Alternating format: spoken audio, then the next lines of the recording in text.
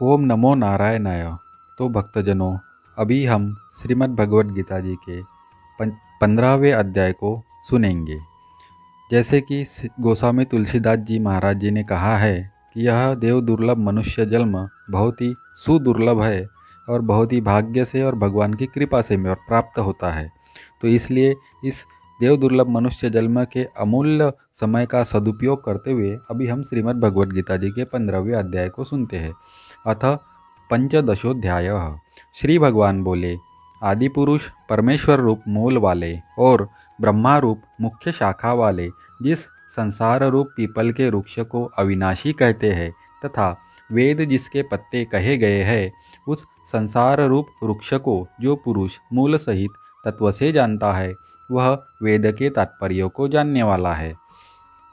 उस संसार वृक्ष की तीनों गुणों रूप जल के द्वारा बढ़ी हुई एवं विषय भोग रूप कोपलों वाली देव, मनुष्य और तिर्यक आदि योनि रूप शाखाएं नीचे और ऊपर सर्वत्र फैली हुई है तथा मनुष्य लोक में कर्मों के अनुसार बांधने वाली अहंता, ममता और वासना रूप जड़ें भी नीचे और ऊपर सभी लोकों में व्याप्त हो रही है। यह इस संसार वृक्ष का स्वरूप जैसा कहा है वैसा यहाँ विचार काल में नहीं पाया जाता, क्योंकि न तो इसका आदि है और न अंत है तथा न इसकी अच्छी प्रकार से स्थिति ही है।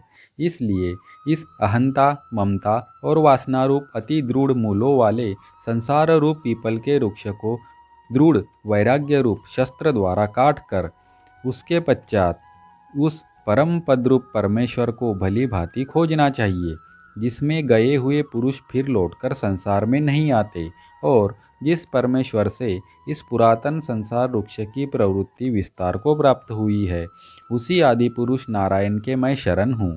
इस प्रकार दृढ़ निश्चय करके उस परमेश्वर का मनन और निधिध्यासन करना चाहिए, जिनका मान और मोह नष्ट हो गया है, जिन्होंने आसक्ति रूप दोष को जीत लिया है, जिनकी परमात्मा के स्वरूप में नित्य स्थिति है और जिनकी कामनाएं पूर्ण रूप से नष्ट हो गई है, वे सुख दुख नामक द्वंद्वों से विमुक्त ज्ञानी जन उस अविनाशी परम पद को प्राप्त होते हैं। जिस परम पद को प्राप्त होकर मनुष्य लौटकर संसार में नहीं आते, उस स्वयं प्रकाश परम पद को न सूर्य प्रकाशित कर सकता है, न चंद्रमा और न अग्नि ही। वही मेरा परम धाम है। इस देह में यह जीवात्मा मेरा ही सनातन अंश है और वही इन प्रकृति में स्थित मन और पांचों इंद्रियों को आकर्षण करता है।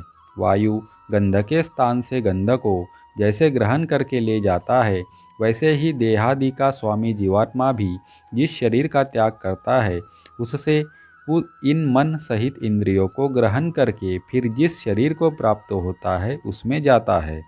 यह जीवात्मा श्रोत्र, चक्षु और त्वचा को तथा रसना, घ्राण और मन को आश्रय करके अर्थात इन सब के सहारे से ही विषयों का सेवन करता है। शरीर को छोड़कर जाते हुए को अथवा शरीर में स्थित हुए को अथवा विषयों को भोगते हुए को, इस प्रकार तीनों गुणों से युक्त हुए को भी अज्ञानी जन नहीं जानते। केवल ज्ञान रूप नेत्रों वाले विवेकशील ज्ञानी ही तत्व से जानते हैं। यत्न करने वाले योगी जन भी अपने हृदय में स्थित इस आत्मा को तत्व से जानते हैं, किंतु जिन्होंने अपने अंतःकरण को शुद्ध नहीं किया है, ऐसे अज्ञानी जन तो यत्न करते रहने पर भी इस आत्मा को नहीं जानते। सूर्य में स्थित जो तेज संपूर्ण जगत को प्रकाशित करता है तथा जो तेज चंद्रमा में है और जो अग्नि में है, उसको तू मेरा ही तेज जान। और मैं ही पृथ्वी में प्रवेश करके अपने शक्ति से सब भूतों को धारण करता हूँ और रस स्वरूप अर्थात अमृतमय चंद्रमा होकर संपूर्ण औषधियों को अर्थात वनस्पतियों को पुष्ट करता हूँ। मैं ही सब प्राणियों के शरीर में स्थित रहने वाला प्राण और अपान से संयुक्त वैश्वानर अग्नि रूप होकर 4 प्रकार के अन्न को पचाता हूँ। मैं ही सब प्राणियों के हृदय में अंतर्यामी रूप से स्थित हूँ तथा मुझसे ही स्मृति, ज्ञान और अपोहन होता है। सब वेदों द्वारा मैं ही जानने योग्य हूँ तथा वेदांत का कर्ता और वेदों को जानने वाला भी मैं ही हूँ। इस संसार में नाशवान और अविनाशी भी ये दो प्रकार के पुरुष है। इनमें संपूर्ण भूत प्राणियों के शरीर तो नाशवान और जीवात्मा अविनाशी कहा जाता है। इन दोनों से उत्तम पुरुष तो अन्य ही है, जो तीनों लोकों में प्रवेश करके सबका धारण पोषण करता है।